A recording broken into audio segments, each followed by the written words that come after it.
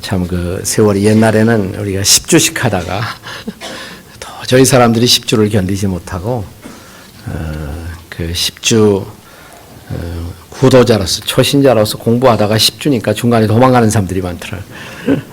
우리가 4주로 했는데 또 4주를 하루에 이렇게 할 수 있도록 앞으로는 또 어떻게 될지 모르겠습니다. 어쨌든 마지막 시간이 되겠습니다. 이 새 생명의 길, 이 첫째 과의 목적은 철저하게 복음을 이해하고 또 구원의 확신을 갖게 하는 단일한 목표가 있습니다. 그것을 위해서 이 네 과가 다 집중되어 있는 것입니다. 마지막 네 번째 과는 제4강은 구원의 확신을 갖고 살아가십시오. 4강의까지 마치면 짤막한 수료식이 있습니다. 빛나는 수료증을 여러분에게 드리고 이 수료증을 받아야 여러분이 이 교재를 갖고 강의할 수 있는 권한을 저희가 부여합니다. 그래서 각 교회에서 여러분이 해가지고 강의하실 수 있도록 그렇게 저희가 섬기기를 원합니다. 제4강 구원의 확신을 갖고 살아가십시오. 스폴전이라는 유명한 설교가 남긴 말 가운데 이런 말이 있습니다. 내가 죽는다는 것이 확실한 사실이든 예수 그리스도로 말미암아 구원받았다는 것은 그 이상 수십 배, 수백 배 더욱 확실한 사실이다 그랬어요.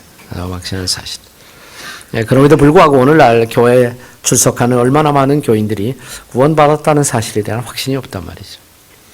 그래서 이 구원파라는 우리가 정상적 교파로 분류되지 않는 사람들이 우리를 접근해서 구원받았습니까? 그러면 흔들린단 말이에요. 처음에 구원받았으니까 받았죠. 그러면 질문을 바꿔요. 거듭났습니까? 거듭났겠죠. 당신의 죄 문제는 다 해결됐습니까? 흔들리기 시작해요. 당신의 죄는 다 없어졌습니까? 죄 아직도 범하고 있죠. 그러면 당신의 구원은 확실하지 못합니다. 그래서 결국 우리가 흔들린단 말이에요. 저는 그분들이 구원에 대한 질문하는 질문 자체는 잘못이 없다고 생각해요. 마치 자기들의 그 단체 안에만 구원이 있는 것처럼 가르치는 것, 그것이 잘못이지 구원에 대한 질문 그 자체에서 제대로 대답하지 못하는 것은 우리 책임이라고 생각해요. 우리 책임이에요. 그래서 마지막 제4강은 구원의 확신을 갖게 하는데 도움이 되고자 하는 그런 강의입니다. 텍스트는 요한일서 5장 15절 이하 15절이 되겠습니다. 10절 이하 15절. 화두를 여는 이야기 가운데 이런 이야기가 소개되어 있습니다. 샌프란시스코에 가면 유명한 골든 게이트 브릿지라는 금문교가 있습니다. 이 골든 게이트 브릿지가 이 다리가 놓아질 때 이 공사가 두 단계로 공정이 진행되었다고 합니다. 첫 단계의 공사를 하는 동안에 여러 사람들이 죽었다고 그래요. 한 23명 정도가 공사를 하던 인부들이 목숨을 잃었다고 합니다. 그러니까 안전이라는 이슈가 떠올랐어요. 세이프티라는 안전이 얼마나 심각한 문제인가. 공사 비용이 더 들더라도 안전하게 공사를 진행하자. 그래서 당시로서 매우 큰 비용인 10만 달러 이상을 더 추가 예산을 짜서 공사를 진행하는데 그들이 특별히 두 번째 단계 공사에서 한 일이 뭐냐면 공사 다리를 만드는 그 아래에다가 대형 그물바지 큰 네트를 설치했다고 그래요. 덕분에 두 번째 단계 공사에서는 불과 한 10명의 근로자가 공사 중에 추락했지만 그물바지 덕분에 다 목숨을 건졌어요. 그리고 10명밖에 떨어지지 않았어요. 여기서 훨씬 더 두 번째 단계 공정이 어려운 공정이었음에도 불구하고 첫 번째 단계에 비해서 왜 적은 인원이 추락했을까? 그 그물바디가 있으니까 뭐예요? 위험하지 않다. 안전감이 있었다는 거예요. 안전감, 이게 중요해요. sense of safety. 그래서 안전감. security라고 그러네. 안전감. 그 안전감의 확신이 중요해요. 확신. 첫 번째다. 그 괄호가 안전감에 대한 확신이 중요하다는 것이에요. 그래서 이 과의 본문은 예수가 하나님의 아들이시라는 그 증거와 그 예수를 그리스도로 믿는 그리스도인들이 영생을 소유한 증거들에 대해서 기록하고 있습니다. 우리는 이런 여러 가지 증거를 제시하지만 그 증거를 크게 두 가지로 나눌 수가 있어요. 객관적 증거와 주관적 증거. 자, 이 증거들을 통해서 우리가 구원을 확신하고 살아갈 수 있는 근거가 뭐냐를 살펴보고자 하는 것입니다. 구원의 확신의 근거 혹은 그물바디라고 했어요. 그물바디. 우리의 구원의 확신을 안전하게 만들어줄 수 있는 그물바디와 같은 것들이 뭐냐. 첫째로 객관적 증거를 생각해 봅니다. 객관적 증거. 본문의 요한일서 5장 11절 12절에 의하면 예수 그리스도를 영접한 자는 무엇을 소유하고 있다고 말씀하고 있습니까? 같이 읽겠습니다. 시작.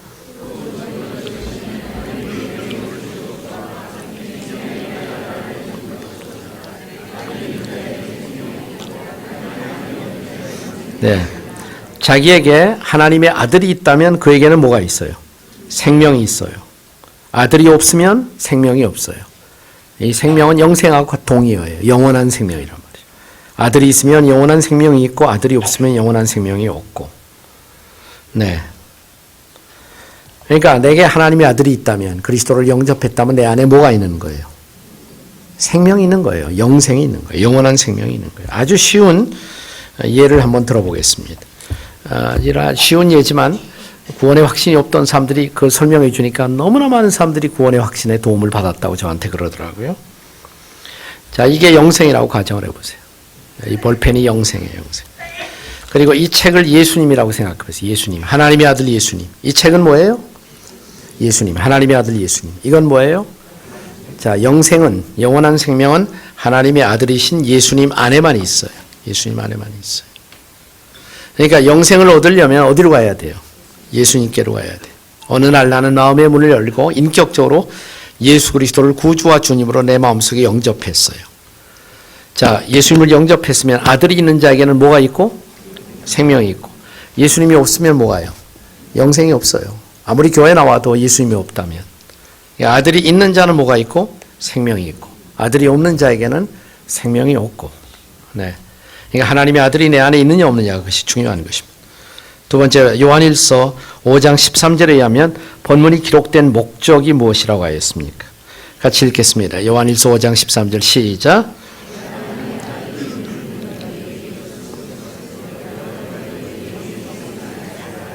네.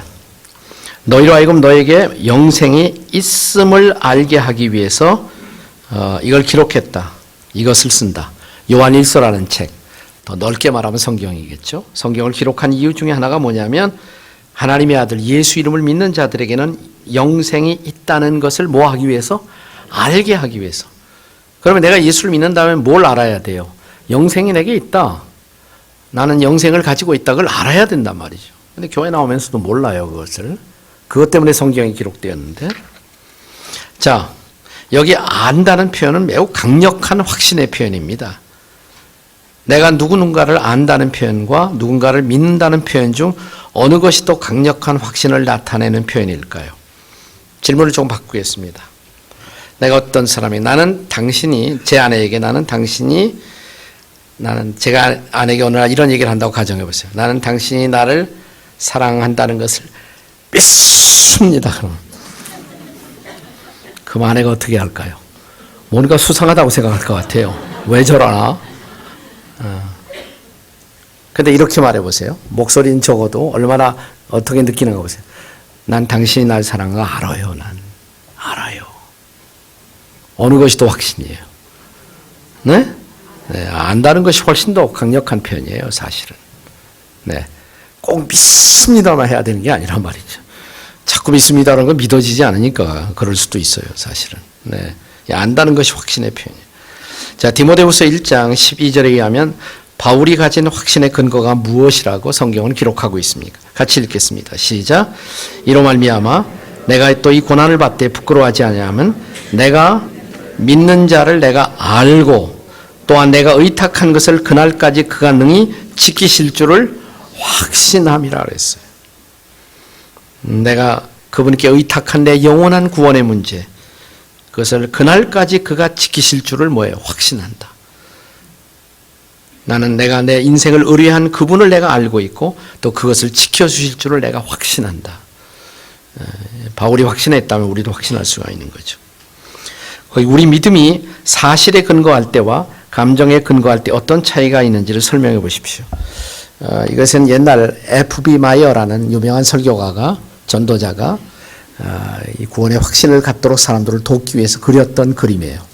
그 위에 여러 가지 다양한 표현으로 이것이 다시 개량되어 전해지기도 했습니다. 그런데 원문이 본래 이런 표현입니다. 이분이 처음에 이런 얘기를 했어요. 세 사람이 지금 담을 걸어가요. 세 사람이 담벼락 위를 걸어가고 있는데 가운데 있는 사람의 이름이 뭐냐면 미스터 페이스. 미스터 페이스. 이 첫 번째 사람의 이름은 미스터 필링. 미스터 필링. 세 번째 사람의 이름은 미스터 팩트. 팩트. 세 사람이 다 F라는 단어로 시작돼. F. feeling, face, fact. 한국말로 말하면 첫 번째 사람의 이름은 감정씨.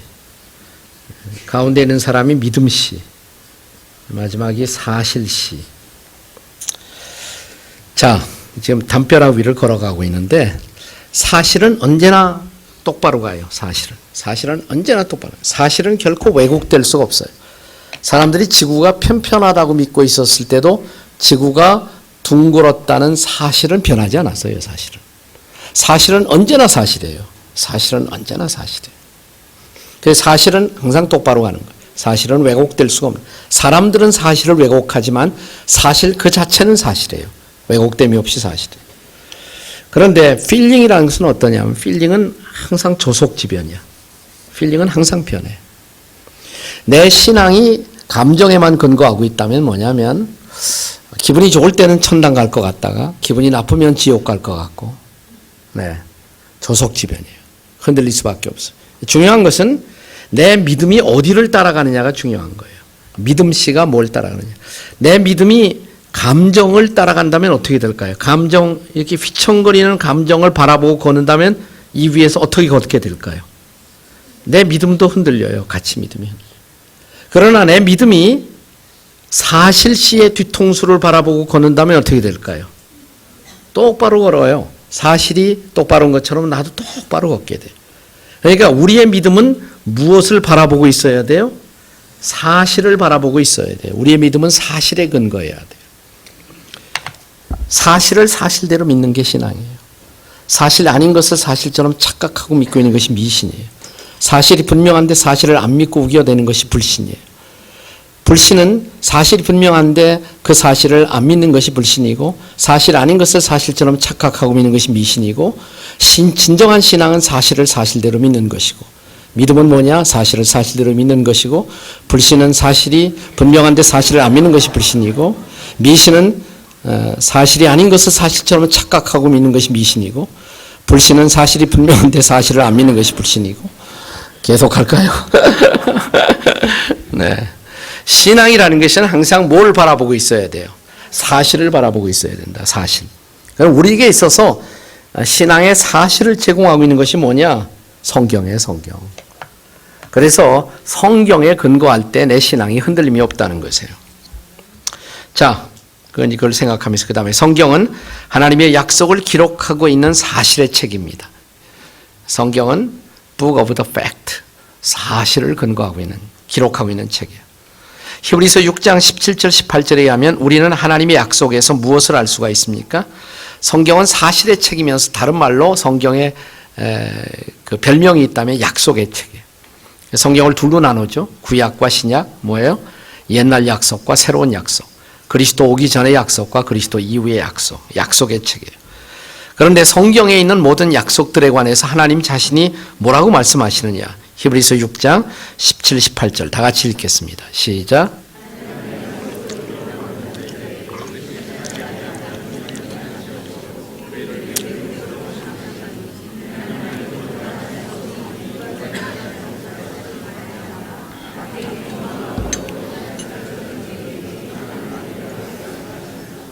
두 가지를 강조했어요. 하나는 뭐냐면 하나님의 약속은 불변하다. 하나님의 약속 혹은 그 약속이 바로 하나님의 뜻이에요. 하나님의 약속, 하나님의 뜻은 변하지 않는다. 불변하다. 그 다음에 두 번째, 불변하시다는 것을 하나님은 맹세로 보증하셨다. 개란티 하셨다. 성경은 하나님의 약속을 다 기록하고 있는 책인데, 약속을 담고 있는 책인데 그 약속은 변하지 않아요. 변하지 않는다는 것을 하나님은 맹세하고 보증해 놓으셨어요. 이게 얼마나 확실한 거예요. 자, 그러면 그 약속의 근거에서 하나님이 우리에게 무엇을 약속하고 있는지 보세요. 자, 우선 요한복음 10장 28절 29절에서 예수님이 우리에게 주신 영생에 대한 약속 하나를 보도록 하겠습니다. 같이 읽겠습니다. 시작.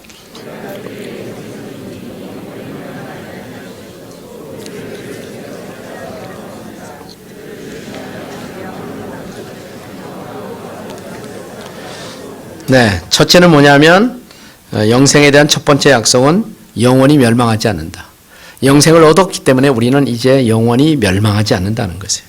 영원히 멸망치 아니할 터이요 그랬어요. 그다음에 두 번째로 그 영생은 빼앗기지 않는다. 잃어버릴 수 없다 이 말이에요. 영생은 빼앗기지 않는다. 잃어버려지지 않는다는 것입니다. 이것을 장로교 전통, 개혁교회 전통에서는 성도의 견인의 교리 이렇게 부르죠. 성도의 견인의 교리. Perseverance of Faith, 성도의 견인의 교리. 제가 속한 교단 그런 데서는 영원한 안전, Eternal Safety 이렇게 부르기도 합니다. 영원한 안전의 교리, 구원은 잃어버리지 않는다. 하나님이 그렇게 약속하셨어요. 그렇다면 내가 예수 믿고 예수를 그리스도로 믿고 예수님을 인격적으로 영접했다면 내 안에 뭐가 있어요? 영생이 있어요. 그럼 나는 멸망할 수 있어요? 없어요? 멸망 안 해요. 내 구원 뺏겨요? 안 뺏겨요? 안 뺏겨요. 물론 성경에 마치 우리의 구원이 빼앗길 것 같은 경고들이 더 종종 등장해요. 그 경고는 경고에 불과한 것이에요. 예를 들어서 어떤 아버지가 자기 아들의 손을 잡고 벼랑길을 절벽을 걸으면서 이렇게 말합니다. 내 손 꼭 잡아. 놓으면 넌 떨어져 죽어. 그렇다고 해서 그게 놓는다는 의미가 아니에요. 그걸 그렇게 해석하면 안 된단 말이에요. 네, 그건 어떤 의미냐면 경고죠. 내 손 꼭 잡아라. 그러나 그 아들이 안전하게 그 벼랑길을 걸을 수 있는 것은 자기가 아버지의 손을 잡고 있었기 때문이 아니라 뭐예요? 아버지가 그 손을 잡고 있었기 때문이에요. 그걸 다시 읽어보세요. 내 아들을 그들을 주신 아버지는 만물보다 크심에 아무도 아버지의 손에서 뭐라고 그랬어요? 빼앗을 자가 없다. 그것이 우리의 영원한 안전의 근거가 된다. 그렇다면 확신할 수 있어요? 없어요? 있죠. 그래서 확신을 하셔야 돼요. 확신을 가져야 돼. 내 구원은 결코 이루어지지 않는다라는 확신을 가지셔야 돼요.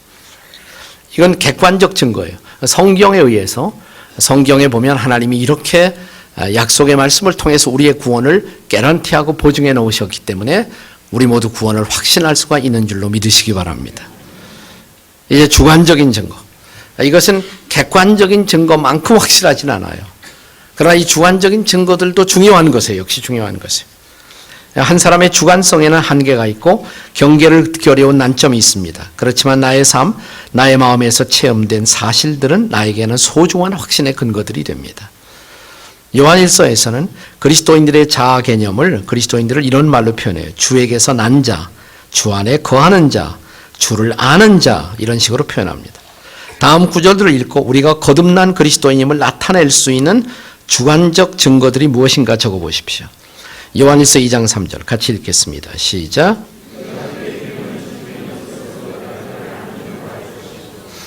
그러니까 뭐냐면 내가 하나님을 아는 자라는 증거가 뭐냐? 하나님의 계명을 지키고자 한다.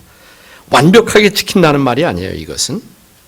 그러나 말씀을 순종하고 싶고 말씀을 따르고 싶은 새로운 갈망이 생겼다, 내 안에. 옛날에 없었는데. 그게 바로 거듭난 증거다 이 말이에요. 구원받은 증거다.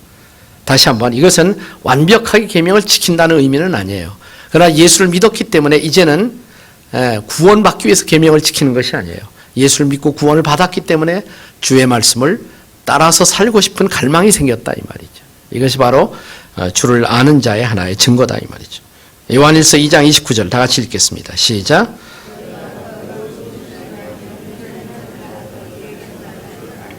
역시 그것도 뭐냐면 하나님의 의를 이제부터 행하기를 원해요. 하나님의 의를 행하기 때문에 구원받는 것이 아니에요.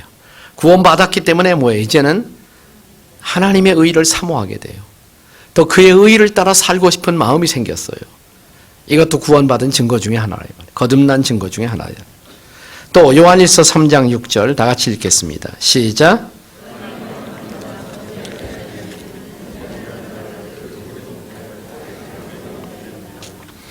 피상적으로 읽으면 우리를 굉장히 혼란하게 할 수 있는 구절이에요.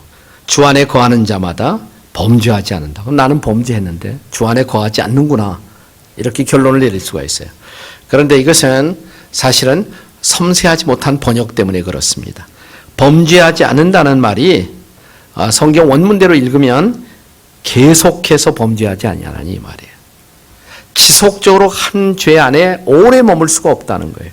구원받은 사람은 결국 그 죄를 토해내고 다시 돌아와요. 구원받았기 때문에 그런 거예요. 자기가 불편해서 견딜 수가 없어요. 일시적으로는 죄를 범할 수가 있지만 다시 돌아올 수밖에 없어요. 그 사람이 영원히 그 죄 가운데 머물러 있다. 그건 구원 안 받은 사람이겠죠. 구원 받은 사람이라면 그럴 수가 없다. 그런 의미예요. 여기서 범죄하지 않는다는 말이. 그래서 그 원문 그대로 영어를 번역한 영어 성경에 보시면 범죄하지 않는다는 말이 keeps on sinning 이런 단어로 되어 있어요. keeps on sinning, keep on sinning 이렇게 keeps on sinning. 네. 계속해서 죄를 범한다.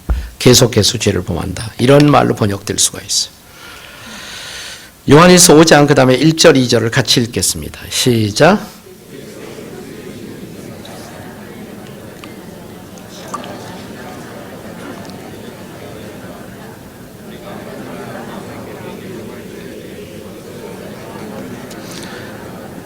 예수가 그리스도임을 믿는 자마다 그에게서 난 자를 사랑한다. 다른 성도를 사랑한다.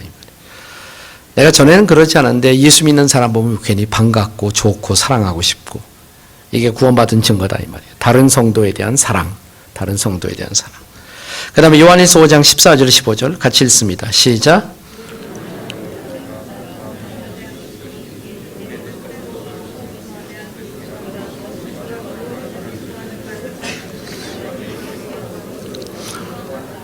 쉽게 말하면 기도 응답의 확신이에요.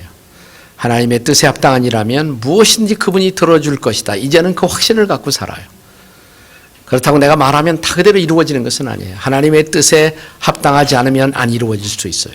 그러나 그의 뜻에 합의한 것이라면 언제든지 그분은 내 기도를 들으신다. 그런 확신 가운데서 살고 있다는 것 자체가 우리가 구원받은 또 하나의 증거다 이 말이에요. 주관적이지만 이것은 매우 중요한 증거인 것입니다.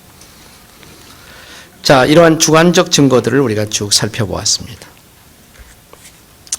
자, 정리하겠습니다. 그 다음 페이지에 보시면 이런 삶의 변화들은 그 변화의 주관적 성격 때문에 개인에게 따라 상대적일 수밖에 없음에도 불구하고 그리스도를 주님으로 모신 사람들이라면 반드시 겪게 되는 새로운 생명의 열매들이다 라고 할 수가 있어요. 새로운 생명의 열매. 자, 그리스도인들이 성경에 나와 있는 약속의 말씀에 근거한 구원의 확신이 있음에도 불구하고 일상적 삶에서 열매를 맺지 못한다면 우리의 확신은 또 흔들릴 수밖에 없어요. 그래서 계속 열매를 맺는 삶이 중요한 것입니다. 요한복음 15장 7절에 의하면 열매를 맺는 삶을 위한 필수적인 요소들, 우리가 계속 신앙의 열매를 맺으면 더 깊은 확신, 더 우리가 풍성한 확신 가운데 거할 수가 있단 말이죠. 그럼 어떻게 열매를 맺는 삶을 살 수가 있나? 요한복음 15장 7절 같이 읽습니다. 시작.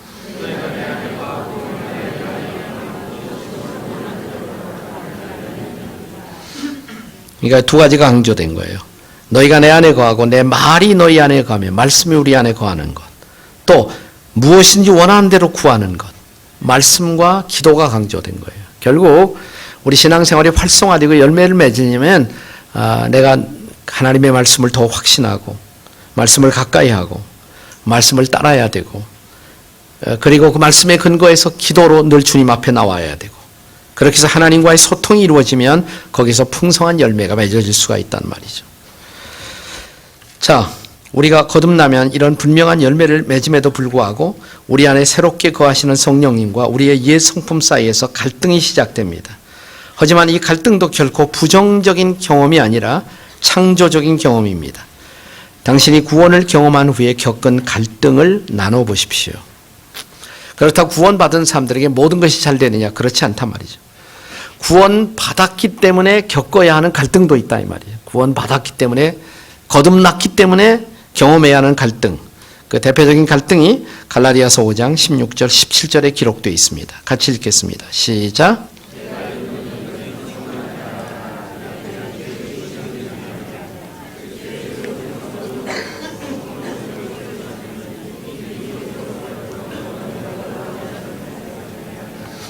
한마디로 이 갈등을 정리하면 뭐겠습니까? 육체의 소욕과 성령의 소욕 사이의 갈등. 여기서 말하는 육체라는 것은 옛 성품, 아담에게서부터 물려받은 옛날 성품이에요. 옛 사람에 속한 성품이에요. 그건 구원받아도 우리 안에 아직도 있어요. 죄된 성품이 있어요.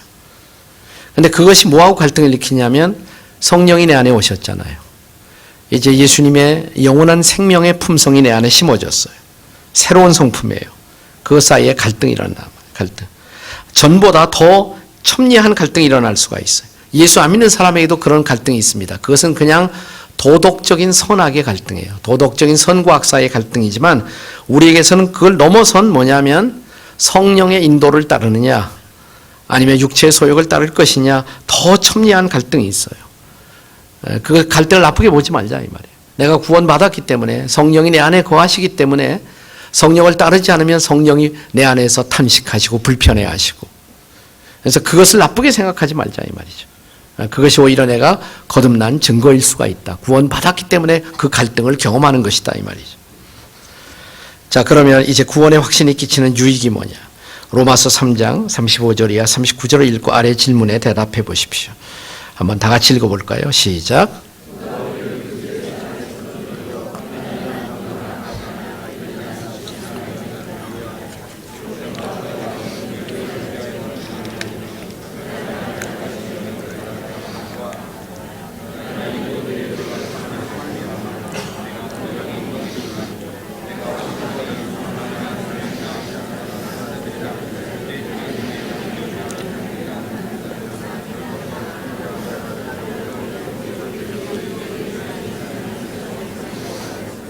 아멘이십니까? 네. 죽음의 순간에 구원의 확신이 우리에게 영향을 미치는 유익은 뭐겠습니까? 죽음이 나한테 왔어요. 죽는 순간이 다 오지 않겠습니까? 여러분과 제가 다. 그때도 확신할 것이 있어요. 죽음이 나를 삼켜도 하나님의 사랑에서 나는 뭐예요? 끊어지지 않는다. 나는 여전히 하나님의 사랑의 품 안에 있다. 그 확신을 한다면 어떻게 해요? 훨씬 더 여러분 다르게 죽을 수가 있을 거예요. 훨씬 더 편안하게. 훨씬 더 확신을 가지고 주님 앞에 나아갈 수가 있다는 것입니다. 그러니까 사망도 여기 38절에 사망도 생명도 하나님의 사랑에서 우리를 끊을 수가 없다. 그러니까 사망이 우리를 육체적으로 이 땅에서 생명을 가져가도 하나님의 사랑에서 나는 결코 끊어진 것이 아니다. 나는 여전히 그분 사랑 안에서 그의 품 안에서 죽음을 맞이하게 된다는 사실이에요. 그렇다면 이런 구원의 확신이 우리의 삶에 끼치는 영향은 뭘까요? 우선 이미 말씀한 대로 죽음 앞에서의 평화. 그러나 두 번째로 더 놀라운 것은 삶에서의 놀라운 승리예요. 그 죽음의 문제를 해결한 사람은 세상에서 훨씬 더 다르게 살 수가 있는 거예요. 많은 사람들이 무의식 중에 삶에 대한 확신이 없고 삶에 대해서 패배적으로 살 수밖에 없다는 것은 뭐냐면 결국 죽음의 허무 앞에 굴복할 수밖에 없기 때문에. 그러나 죽음도 우리를 하나님의 사랑에서 끊을 수 없다면 훨씬 더 당당할 수가 있잖아요. 뭐가 두렵겠어요. 그래서 마지막 가는 순간까지 찬양하며 그 하나님을 연합을 우리가 바라볼 수 있다는 소망. 이게 놀라운 소망이죠. 그렇기 때문에 죽음에 대한 승리는 죽음 자체에 대한 승리일 뿐만 아니라 우리의 삶에 대한 승리를 개런티한다는 것입니다. 삶의 승리를 보장한다는 것입니다. 자, 이와 같은 승리의 삶은 본문에 나타난 두 가지 사실에 기초할 때 흔들리지 않은 확신이 됩니다. 따라서 다음 두 가지 사실에 솔직한 답변을 할 수가 있어야 합니다. 마지막에 다시 한번 확인하는 거예요. 나는 과연 예수를 그리스도로 확신하십니까? 네, 예수님을 그리스도로 확신해. 이제 이 질문이 확실히 들어오세요? 예수님을 그리스도로 확신하는 거예요. 예수님만이 선지자이시고 예수님만이 참된 선지자이고 예수님만이 제사장이고 예수님만이 왕이고 예수님만이 나의 모든 문제를 해결할 수 있는 분이고 이 모든 것을 포함하는 단어가 구세주가 좋을 거예요. 예수님을 나의 구주로 확신하십니까, 여러분? 네, 요한일서 5장 19절 우리 다 같이 읽겠습니다. 시작. 또 아는 것은 우리는 하나님께 속하고 온 세상은 악한 자 안에 속하는 것입니다. 그래서 우리라는 단어는 요한일서 전체를 통해서 예수를 그리스도로 믿는 자예요. 예수를 그리스도로 믿는 자는 어디께 속해 있다? 하나님께 속해 있어요. 우리는 하나님께 속한 자예요. 이 세상은 악한 자 안에 속해 있어요. 우리는 하나님께 속한 자. 하나님께 속한 자로 평생 세상에 살다가 그 하나님께로 가는 자예요, 우리는. 네. 두 번째 중요한 질문. 나는 과연 그 예수 그리스도를 내 안에 구주와 주님으로 영접했는가? 마지막 점검이에요. 한 번 더 점검해 보는 것이에요. 나는 인격적으로 예수 그리스도를 구주와 주님으로 내 마음속에 분명히 영접했는가? 다시 한번 요한일서 5장 11절 12절을 읽겠습니다. 시작.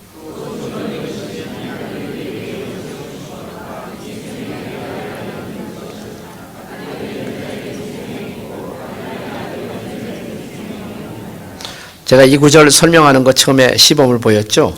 쉬우니까 한번 해보세요. 아무거나 볼펜 안 하고. 이 볼펜이 뭐라고 그랬어요? 영생. 이 책은 하나님의 아들이신 예수님. 지금 영생이 어디에 있습니까? 예수님 안에 있어요. 영생 얻으려면 어디로 가야 돼요? 그냥 단순히 교회로만 오면 되는 게 아니에요. 예수님 앞으로 가야 돼요. 영생을 가지신 예수님 앞으로. 내가 어느 날 그 예수님을 나의 구주와 주님으로 영접한다면 예수님이 있는 자, 하나님의 아들이 있는 자는 뭐가 있어요? 영생이 있고. 아들이 없으면 영생이 없고. 아들이 있다면 내게 뭐가 있어요? 영생이 분명히 있는 거죠. 자, 옆에 사람하고 둘씩 짝을 지고 한번 설명을 해보세요. 간단히 이 설명을. 이 간단한 설명이 우리에게 굉장히 파워풀한 그런 권세 있는 설명이 될 수가 있어요. 두 사람씩 한번 설명해 보세요. 둘 중에 한 사람이 먼저 설명을 해보세요.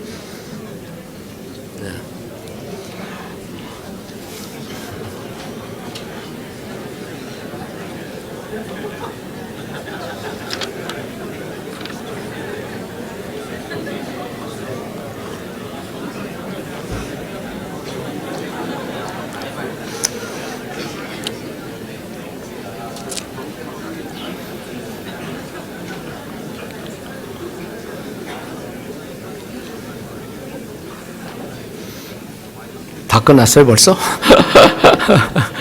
네. 예, 마지막. 자, 요한복음 1장 12절을 한 번 더 읽겠습니다. 시작. 영접하는 자, 곧 그 이름을 믿는 자들에게는 하나님의 자녀가 되는 권세를 주셨으니. 우리가 이 말씀에 근거해서 예수 그리스도를 구주와 주님으로 믿고 그분을 영접했다면 우리에게 주어진 놀라운 권세, 그 권세가 바로 뭐예요? 하나님의 자녀가 되는 권세.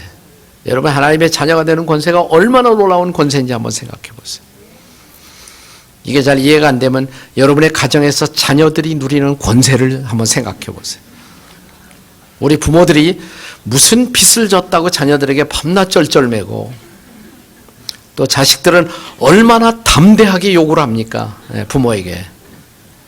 그들이 가진 권세는 딱 하나밖에 없어요. 뭐예요? 자녀의 권세예요. 자녀라는 거 하나 가지고 권세를 부리는 거예요. 지금 권세를 부리는 거예요. 우리는 자녀를 낳았다는 그 책임감 때문에 자식들에게 끌려다니잖아요. 네. 대단해요. 대단해. 자녀의 권세가. 그렇다고 자녀가 모든 것을 다 얻을 수 있는 것은 아니에요. 부모의 뜻을 거스리면 안 되죠. 그러나 부모의 뜻을 거스리지 않는다면 자녀의 놀라운 권세를 풍성하게 누릴 수 있다는 것. 예수님을 영접하고 믿은 사람들의 놀라운 삶의 특권, 하나님의 자녀된 권세. 나는 여러분이 평생 그 자녀의 권세를 합당하게 누리는 그 풍요의 삶, 그 풍성의 삶의 주인공들이 되시기를 바랍니다. 옆에 사람에게 자녀의 권세를 누립시다. 이렇게.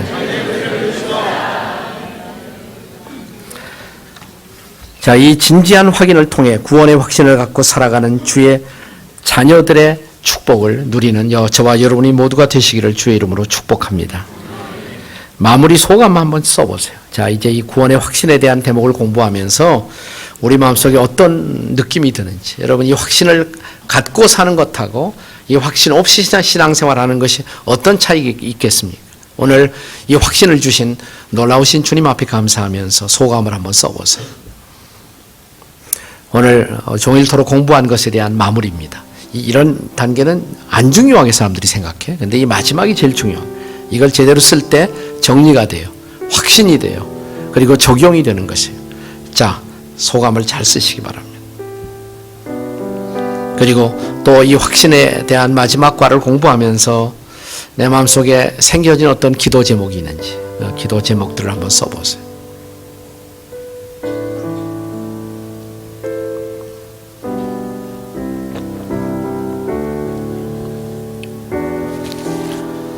지금은 대략 쓰시고 집에 가서 자세히 여러분이 다듬어서 정리하시면 좋겠습니다. 대량만 쓰셔도 돼요.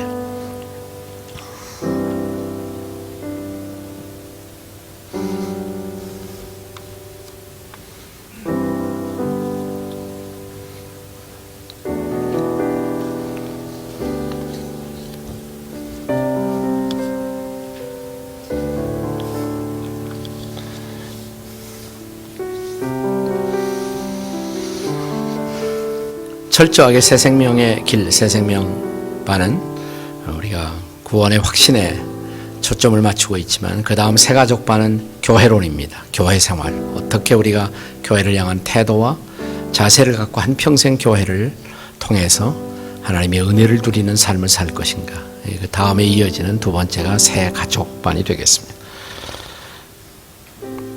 자, 대략 쓰셨으면 이제 두세 분씩 옆에 있는 분들하고 마지막 나눔 시간을 갖도록 하겠습니다. 자기가 쓴 것을 그냥 간단히 설명해 주시면 돼요. 자, 나는 이번 공부하면서 특별히 마지막 과를 확신에 대한 과목을 공부하면서 이런 것을 느꼈습니다. 마지막 소감문 같이 나눠보시기 바랍니다. 서로 두 사람씩 나누세요. 함께 나누세요. 두 사람, 세 사람씩.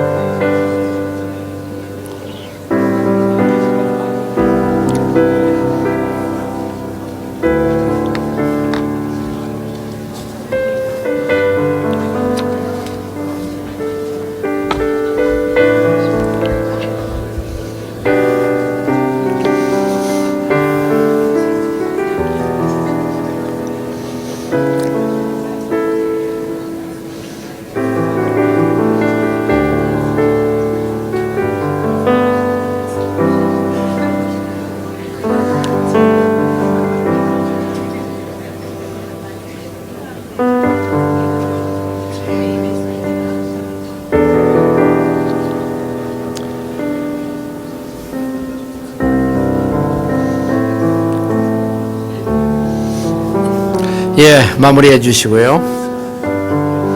여러분 교회에서 할 때는 더 시간을 많이 가지세요. 제가 오래간만에 이 새생명반을 정말 오래간만에 이렇게 다시 해본 것 같아요. 근데 저희 교회 개척하고 처음에 5년 동안은 제가 다 가르쳤어요. 이걸 항상 처음에 5년 동안. 5년쯤 지날 무렵부터 많은 성도들이 오고 제가 가르친다는 것이 불가능해지면서 우리 부목사님들 또 평신도 지도자들과 더불어 나누어서 이것을 가르치기 시작했습니다. 근데 그러면서도 늘 마음에 어떤 허전함이 있어요. 제가 이것을 직접 가르치면서 그 구원의 확신을 갖게 된 사람들, 또 정말 구원의 기쁨을 갖게 된 사람들의 고백을 바라보는 기쁨, 그것은 저의 목회의 면류관이었고 영광이었고 기쁨이었습니다. 그래서 남에게 양보하기 싫은 어떤 특권 같은 것이었어요. 기쁨이었어요. 오래간만에 하니까 좋으네요. 역시 좋아요. 정말 오래간만에 해서 내가 이게 혹시 잊어버리지 않았나 이런 생각도 들었는데, 그러나 항상 복음은 언제나 감격입니다. 복음은 언제나 기쁨이고요. 이 복음을 나누는 기쁨과 비교할 수 있는 것이 있을까 세상에. 평생 놓치고 싶지 않은 것, 늘 마음속에 간직하고 싶은 것, 그것은 사람들을 구원의 길로 인도하는 영광스러운 특권입니다. 기쁨입니다. 나는 여러분들이 이런 기쁨을 한평생 누리시는 그런 고귀한 특권 속에 살아가시는 여러분이 되시기를 주의 이름으로 축복합니다. 수고 많이 하셨고요. 이제 오늘 이 세미나를 주최한 것은 저희 교회 부속기관인 목회 리더십 연구소에서 주최했습니다. 목회 리더십 연구소의 소장님 이근선 목사님이 나오셔서 빛나는 수료증을 여러분에게 제시하시고 우리가 함께 축복하는 기도를 하고 모든 것을 마무리하도록 하겠습니다.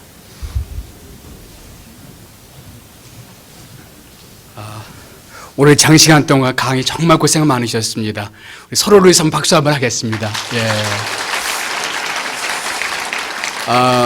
무엇보다도 우리 원로 목사님 오늘 너무 힘드신 상황 가도 나오셔서 강의해 주셨는데 특별히 우리 원로 목사님께 박수 한번 해주시면 감사하겠습니다.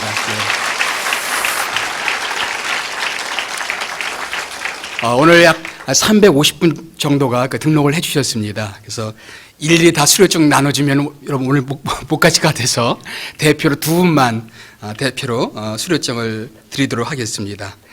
시드니에서 오신 분이 계십니다. 시드니 주한교회 박용진 목사님 계십니까? 예, 앞으로 나와 주시고요. 예. 그 다음에 미국 애틀란타 섬기는 교회 김양자 사모님이십니까? 예. 먼저 시드니 주한교회 새생명의 길 세미나 수료증 시드니 주한교회 박용진 위 사람은 목회 리더십 연구소에서 주관하는 새생명의 길 세미나의 모든 과정을 수료할게 이 증서를 드립니다. 2013년 11월 14일 목회 리더십 연구소 대표 이동원 박수로 축복하겠습니다. 네. 우리 그 패키지 안에는 여러분 교회에서 사용할 수 있는 새생명의 길 파워포인트가 들어있는 CD하고 그 다음에 최근에 저희 교회 블레싱 집회에서 이동원 목사님이 요한복음 4장 가지고 말씀을 전하셨습니다. 동영상 담겨 있고요. 그 다음에 새생명의 길 인도자 책자가 들어가 있습니다. 그래서 여러분 교회에서 사용할 수 있겠습니다. 예.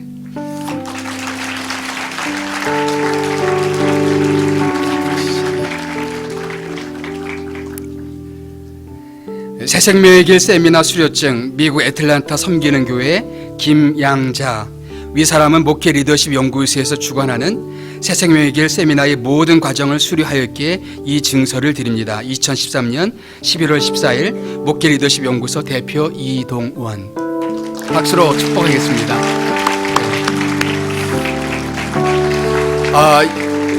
여러분의 그 수료증은 4층에 가시게 되면은 여러분 명찰을 내시면 여러분 그 패키지와 함께 수료증을 주실 거고요.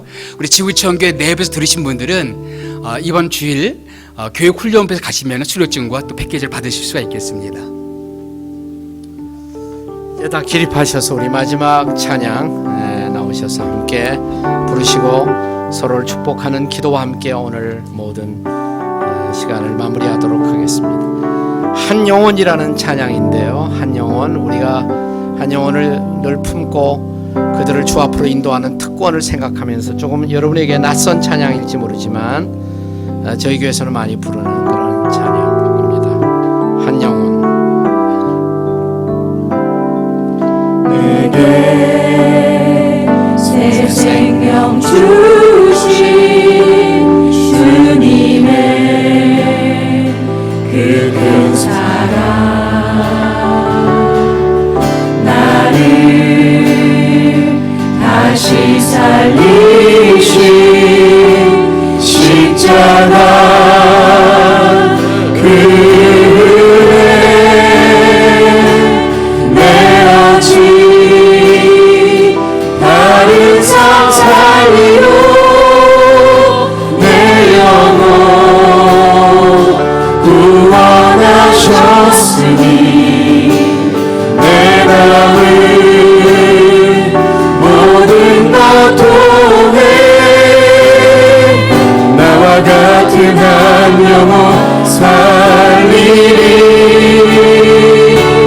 한 영혼 오직 그 생명 나의 가슴에 품고 주의 복음 전하리 그 사랑 잊지 않으리 오직 한 영혼 가슴에 품고 주님 그 사랑 예배케 하리 한 번만 더 부르겠습니다. 내게 새 생명 주신 주님의 그 큰 사랑 나를 다시 살리신 십자가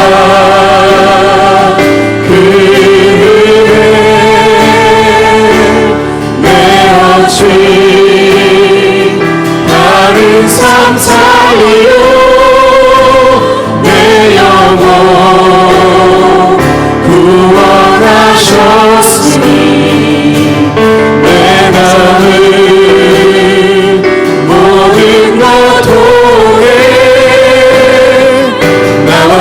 같은 한 영혼 살리리 한 영혼 오직 그 생명 나의 가슴에 품고 주의 복음 전하리 그 사랑 잊지 않으리 오직 한 영혼 가슴에 품고 주님 그 사랑 예배케 하리. 좋죠, 내용이 아주. 안 좋아요? 예, 저희 교회 찬양 사역자 우리 김영표 목사님이 드린 찬양인데, 우리 김영표 목사님 찬양 하나는 한국 교회가 이제 다 알게 됐어요. 우리에게 소원이 하나 있잖아요. 교회를 교회되게. 그 찬양도 여기서 주 앞에 드려진 찬양입니다. 저희 교회 찬양 사역자가 드린 찬양인데, 이 찬송도 참 좋아요. 이것도 그러니까 많이 여러분의 교회에서도 불렀으면 좋겠습니다. 같이 오신 분들 그렇게 해도 괜찮으면 손잡고 함께 제가 마지막 축복의 기도를 드리겠습니다. 하나님 아버지 감사합니다. 한국 교회가 매우 어둡습니다. 그러나 주께서 우리에게 복음을 위탁하셨사오니 복음이 곧 소망이고 복음이 곧 새로운 미래인 것을 믿습니다. 아멘.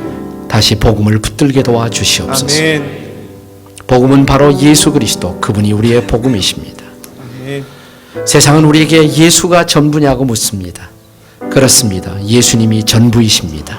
아멘. 그분이 모든 것이 되십니다. 아멘. 그분이 생명이십니다. 아멘. 그분이 구원이십니다. 그분이 진리이십니다. 아멘. 우리가 그분을 전할 수가 있는 한 우리 교회의 소망은 결코 포기될 수가 없습니다. 그 예수 그리스도를 존귀히 높이며 복음을 전하는 교회로서 한국 교회가 다시 살아나게 도와주시옵소서. 아멘. 또 한국 교회의 모든 성도들이 다시 일어서게 도와주시옵소서. 아멘. 복음을 붙들고 일어나게 도와주시옵소서. 아멘. 한국 교회 모든 지도자들에게 다시 성령의 기름 부으심이 함께해 주시옵소서. 소망이신 그리스도를 전하기 위해서 다시 자신의 생명을 주께 드리는 거룩한 헌신을 보고 싶습니다. 오늘 종일토록 복음의 소중함과 존귀함을 같이 나누고 이 자리를 떠나가는 모든 당신의 사랑스러운 백성들, 저들의 걸음마다, 저들의 가정, 저들이 섬기는 교회마다 우리 주 예수 그리스도의 은혜와 하나님 아버지의 사랑과 성령의 권능과 소망과 평화가 이제와 영원토록 함께 같이 하시기를 간절히 축원하옵나이다. 아멘. 할렐루야. 하나님 감사합니다. 고맙습니다. 네, 앞에 뒤에 있는 분들 사랑합니다. 축복합니다. 인사하고 편안히 가십시오. 네, 사랑합니다. 감사합니다.